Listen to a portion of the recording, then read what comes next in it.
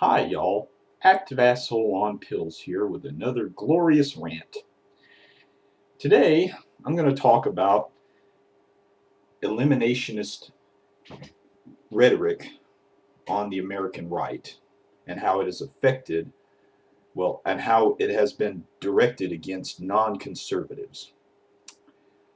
Sometime back in the early 2000s, well, actually, not even, even further than that, back in the 1980s, conservatives got it through their head that if the rest of Americans didn't want to believe the same shit they did, then they weren't real Americans.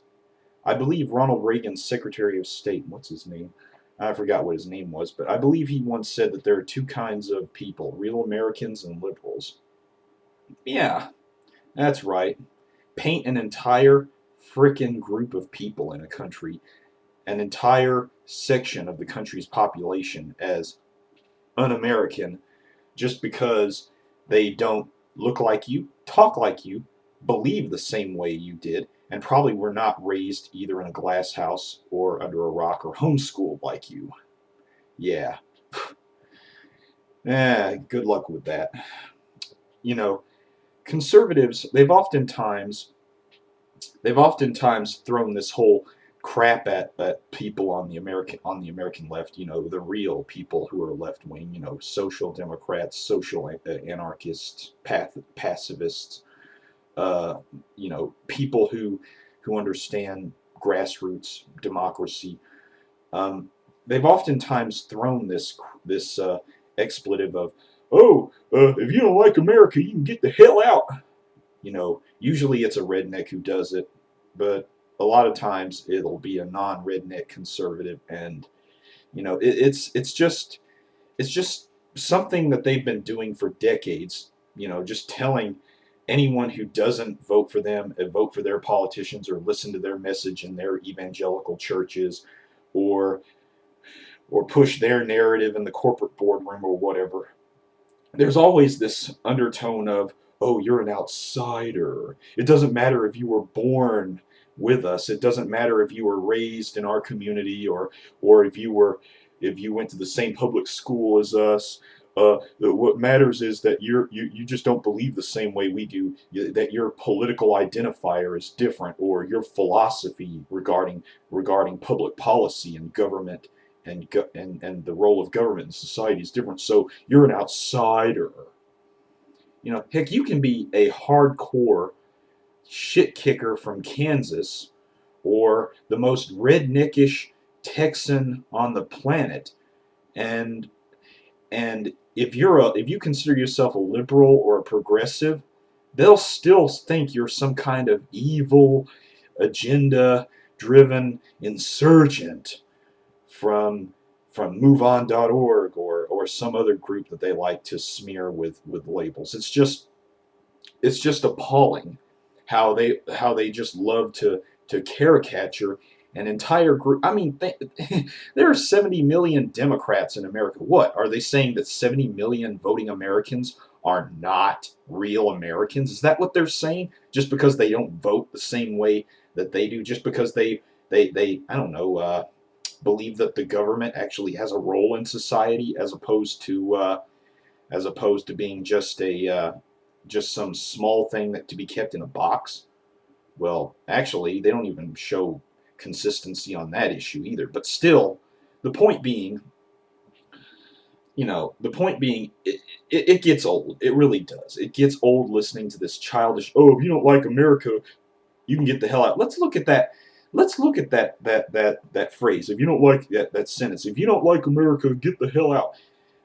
Okay, so by America, are they also talking about the aspects of America that conservatives despise, like mild social programs, that evil socialism thing that we have through our government called Social Security, Medicare, Medicaid, Head Start, or at least we used to have Head Start. I'm not sure if we still do, considering how much they've gutted it since the 70s.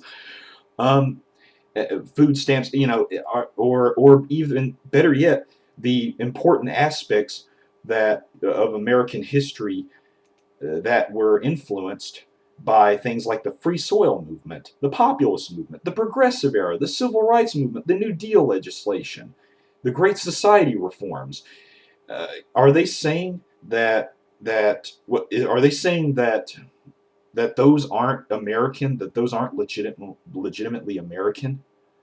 Despite the fact that most of the conservatives also happen to be over the age of 65 and drawing Social Security, but still, you know, my question to them is, what are you saying that is not part of the American ideal? Are you saying that is not part of the American the Americanism? Or is that what you're saying? That is not what it means to be an American, to acknowledge, to to acknowledge that happened, that we lived that story, and that the country was founded as an imperfect republic that was set up by the founders to be changed incrementally over time, either through state level initiatives or through the amendment process to the Constitution? Are they saying that everything that has happened since the time of the Federalist Papers, are they saying that was un-American, that most 90% of American history, because it did not reflect well on them, is un-American? I got a challenge for conservatives, and that's this.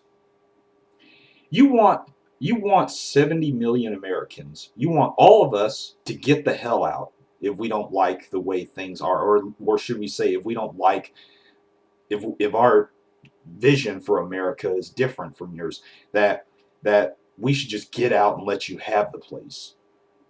My challenge to you is this: if you want us to leave, if you want us gone so badly, fine.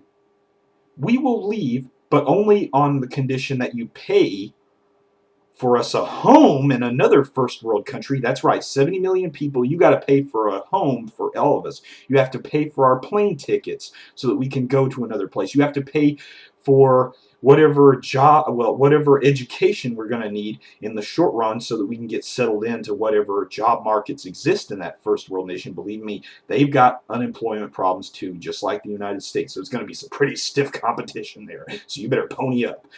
I mean, seriously, you want us to leave? Fine, we will do that. We will leave, but only if you provide us. Only if you can take maybe a few, just a few months out of your lives to make sure that we're good and settled in another place, that our settlement is facilitated in another country. And then you can have this place to rape and pillage and ruin as you see fit. And then once you find out yourself that your way of life is unsustainable, that the way you want to live is unsustainable, and once you realize that we were fucking right about some of the things that were going on in America, well, actually a lot of the things that were going on in America, once you realize that, give us a call. We'll come back, But other than that, all I have to say is, if you don't want to if you don't want to pony up and tell us and facilitate our ability to get the hell out, then you have no reason to be fucking complaining. Live with it. We're the loyal opposition. We're not traitors. We're the loyal fucking opposition.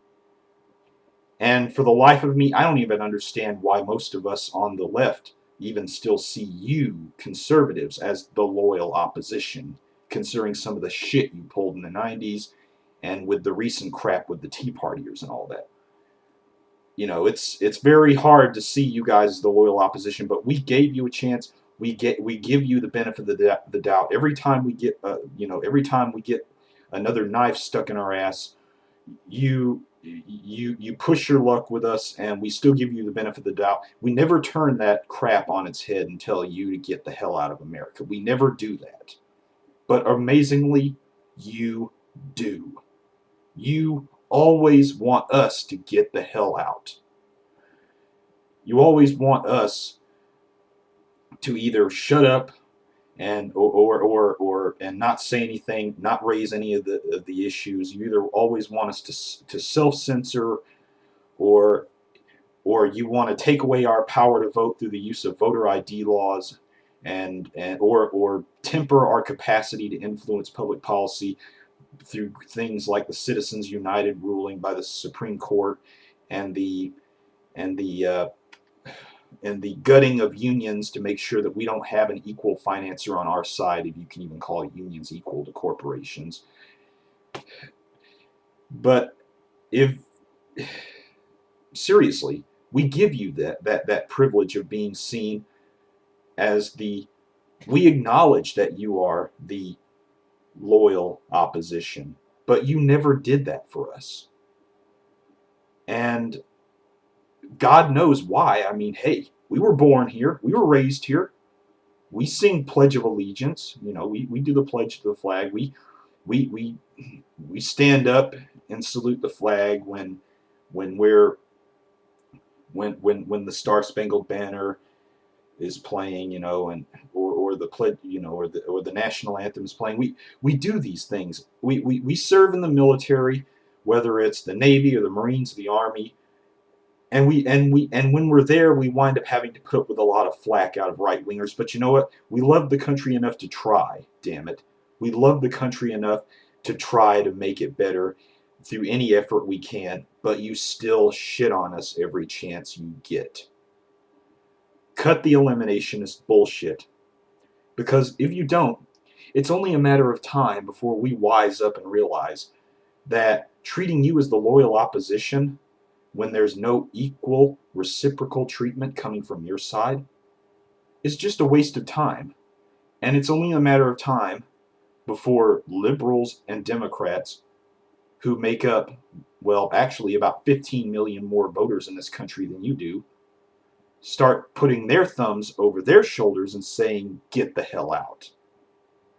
Think about that next time you want to throw slurs at us saying liberals hate America, or call us commies, or evil Manchurians, or any of that crap. Next time you throw that charge at us, think about the term loyal opposition and what it means to be the loyal opposition before you decide to hurl your garbage at us. Thank you.